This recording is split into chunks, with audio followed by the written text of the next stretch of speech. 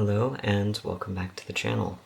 Last week I did a video where I was learning to draw Astarion from Baldur's Gate 3, and I was doing that in preparation to make an actual painting of him. Now I have the sketch for that in the giant sketchbook featured in last week's video, but I need to transfer it onto watercolor paper in order to paint with it. And that's what I'm going to be doing today. And I thought I would use this as an opportunity to show you how I do it and teach you how to make your own transfer paper. I'll be showing you how to make it from scratch and also how to use it along with tracing paper. This is a process I've shown in other videos many times, but this is going to have an actual explanation behind how to actually do it, right? So in order to transfer drawing onto watercolor paper or whatever paper you're going to be working on for your final piece, you're going to need a sketch, which I have in here, tracing paper. This you will definitely need to buy. This one has a horrifying drawing of a child on the front, but it's just a very transparent paper. This is the cheapest one available to me locally, and I wish I had spent a little bit more money because the very thin stuff is actually quite annoying to use. It crumples very easily and it's not actually as transparent or grippy with the pencil you use, but it does work, so if you really need to buy the super cheap stuff, it'll work fine. It's just not as pleasant. You're going to need some kind of very thin paper. This is newsprint. It's a very cheap paper used for bulk, gesture, and anatomy studies by art students, so it's very cheap. It's not acid-free, it's not fancy in any way, shape, or form. But you can also use very thin notebook paper like you would get in a spiral-bound like notebook you would use for school or whatever. That thin paper works very well for this. You're going to need some form of graphite. I use this graphite. You'll see it better like this. I use this graphite crayon because it's very thick, so I get a nice big edge. It's called a graphite crayon because of its shape, not for any other reason. It is just a big stick of graphite.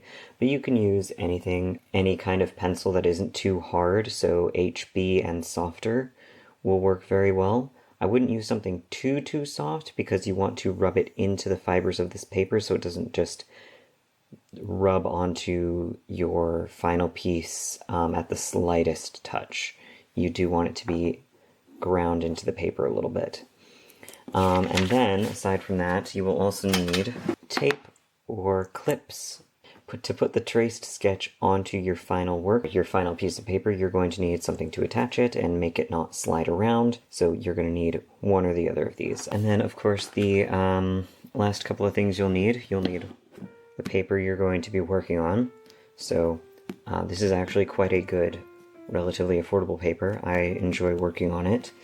There's also, this is the hot press paper I use. I haven't had the opportunity to try other brands of hot press paper to know if I like this one more or less than the other ones, and I haven't really decided. I don't think I'm going to use this one purely because I think this pad of paper is too small. I think the sketch I did is very large, and I'm going to need the large paper. And the final thing you're going to need is either a colored pencil or pen that won't smudge. You really need one that will not smudge. Tracing paper is not very absorbent, so it won't soak in ink. It needs to be an ink that will not smudge. But some sort of colored pencil for the actual tracing, and then a very hard pencil for the transfer. This, I'm going to bring this back so you can kind of see what I'm talking about. This is a 2H pencil. It's very hard, and you want a hard pencil because it will hold its point for a very long time, because we're just using it to rub the graphite from the back of the sheet of transfer paper onto our finished paper. So it doesn't matter what kind of color payout you get, it just matters that it holds its point for a very long time. You could theoretically use a ballpoint pen or a skewer even, like a pointed wooden skewer, but this way you'll be able to see it. So we sketch with this one, and then we trace it with this one so we can see where we've traced on the transfer paper. That makes things a little bit easier. It isn't foolproof, but it does help a lot. Alright, so we're just going to use, I'm going to do it with this crayon, or with the graphite crayon, but I do want to show you using just a very soft pencil so that you can see that it totally works. So I'm going to do that for a little bit. You're just going to hold it at an angle to get the flat of the side of the graphite on there, and then you're just going to do like this and cover the whole sheet of paper in graphite. And it's a fairly slow process. There is a reason people buy this, but it's also not like the cheapest material in the world, so being able to make it yourself, especially if you've never even tried it before and you don't know if you're going to like it, is good. It's definitely good. And I've secured it on all sides with clips because obviously I'm rubbing it back and forth, and this is very thin paper and I don't want it to crumple or anything like that. And I just quickly wanted to show you another method you can do. You can use a small knife to carefully shave the graphite onto the paper and then rub it in with your finger like this. And that will also work. Honestly, it's probably faster, but I don't like to use it because you will get graphite everywhere. You will get it absolutely everywhere. So I don't prefer this method, but it is definitely something that you can do.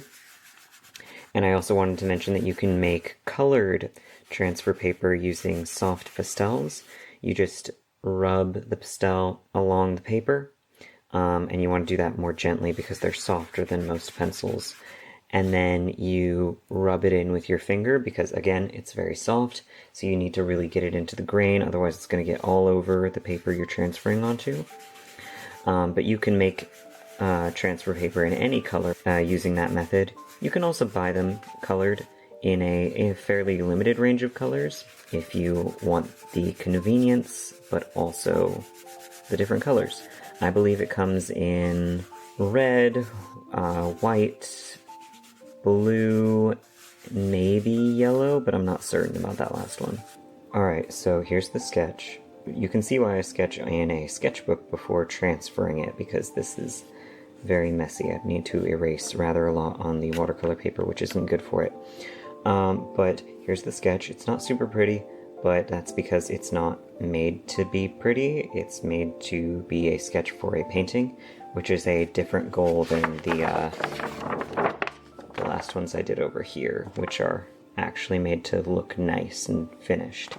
So we got this, and we need our tracing paper. So this is a fairly big piece, so I'm gonna need 2 sheets, and you can just tape them together, it's fine. Something like this, but you only want to put the tape more towards the sides, kind of avoiding the detailed areas, and you need to be careful not to pull on it like this while you're tracing, because that can cause problems. In fact, I'm going to layer them like this instead of the top one on top, because I'll be pulling down with the pencil, and so I'm less likely to catch on this edge if I do it like that.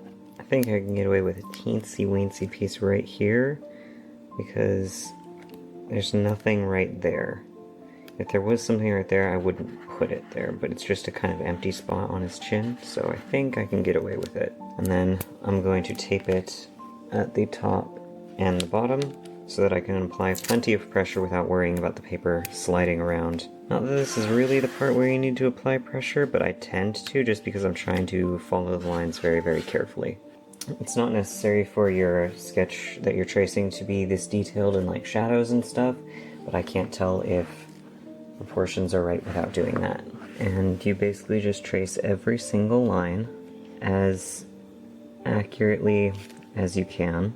There really isn't room for you to be sloppy with this, because this will shift around subtly. So if you combine it shifting around a tiny bit when you're tracing and when you're transferring with you being sloppy, it's going to be bad results. So you need to be perfect, because the paper will not be.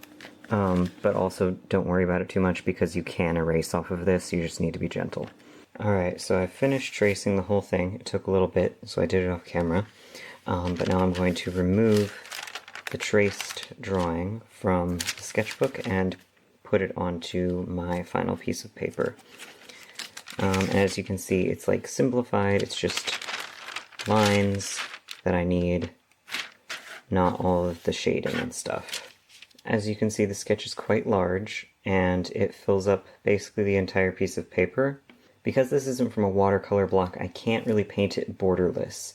I'm going to need to tape all around these edges on a separate board. So I will tape this down in a minute, but I'll just explain how it works here. Basically what you do is you layer this. This is the transfer paper. This is the tracing. You put the transfer paper face down on your watercolor paper, and this one is obviously a little too small, but that's okay because I have an older one which I can use down here. I'm not going to double layer them, but I can use this older one down here, or even I could even just move this one down as I finished sketching the top, but I can just put this one down here and then lay this on top, and then you very gently smooth it out with like the flat of your hand, because you want it smooth and taut. You don't want it to wrinkle as you apply pressure, but you don't want to apply pressure with like just the tips of your fingers because that can draw lines. So gently smooth out from the center and then secure it with clips or tape or whatever suits the situation you're in. Okay, so we've got the watercolor paper taped down smooth to the board, and this is a situation where you can tape the sketch down because I won't be taping it to the paper. I will be taping it to the board or the tape here, but you never want to tape the sketch down if you've got a small sketch directly on the paper. It's just not worth it. I've had so many pieces of watercolor paper have just the top surface tear off, and it's just completely unfixable. If you want it gone, you need to start from square one. We're laying these out very carefully, and I like to get lots of pieces of tape ready at the side of, wherever I'm working.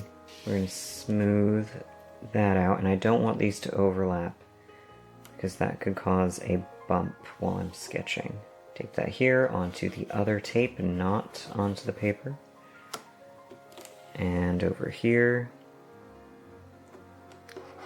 And then smooth that out again to this corner, and then to this corner, working from the center out so it's nice and tight, like that.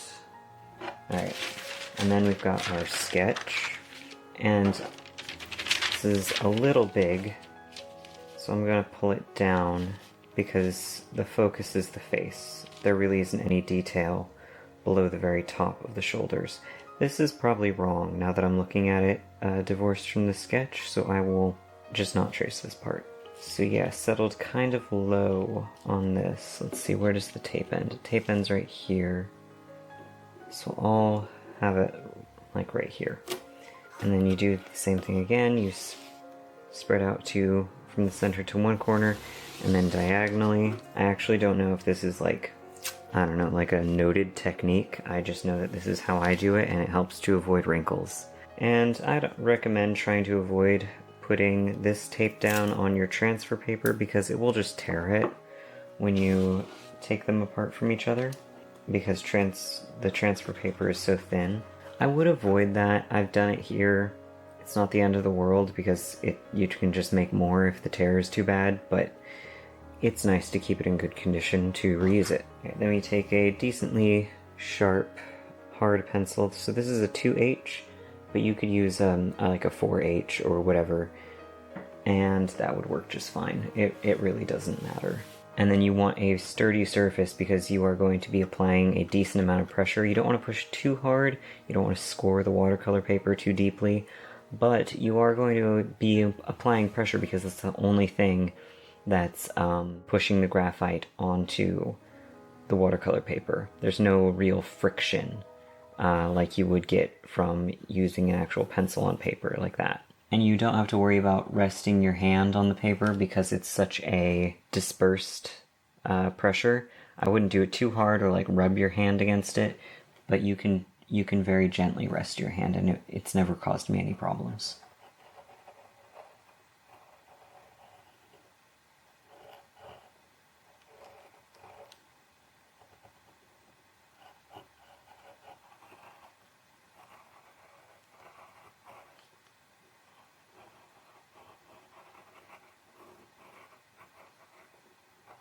There are multiple ways to achieve this effect of transferring a sketch. Some people use a light box, and if you have a light box, I would recommend it over this because it will save you much more time. You can trace the sketch directly onto whatever paper you're working on. Some people will scan it and print it onto watercolor paper if they have a printer that can handle that, and that works great too. And some people will use the window as a light box. Now that I definitely don't recommend, because tracing a large piece with your hand held vertically is super uncomfortable, and putting that pressure on the window makes me nervous as well, but mostly it's just very, very uncomfortable. So Lightbox is what I would say is the best method. This is a pretty close second. You can do it all kinds of ways. You can use the square grid method. You can use a projector. There are tons of ways to do this. This is the way I do it. I would personally love to have a light box instead, but I have limited space and funds and blah blah blah blah blah. But a light box is better because this method requires applying pressure, and applying pressure is while holding like a thin instrument is just about the best way to irritate carpal tunnel. You should stretch before, during, and after this to avoid any wrist pain.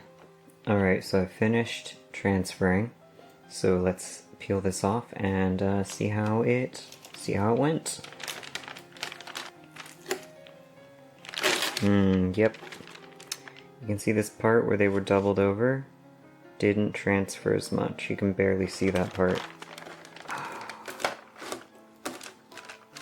Oh, that's really nice. So this top part is beautiful. There are some faint marks here, so I'm just going to copy that down by hand really, really gently, looking at the sketch to make sure I get it right, and then this is done and ready to be painted on. You can also see the difference between the top piece where the new piece of transfer paper was used and then the bottom piece. It's not as tidy, it's not as perfect and pristine, but it's definitely readable. This is perfectly good, and if I wanted it more like this, I could have refreshed it with more graphite. I just didn't.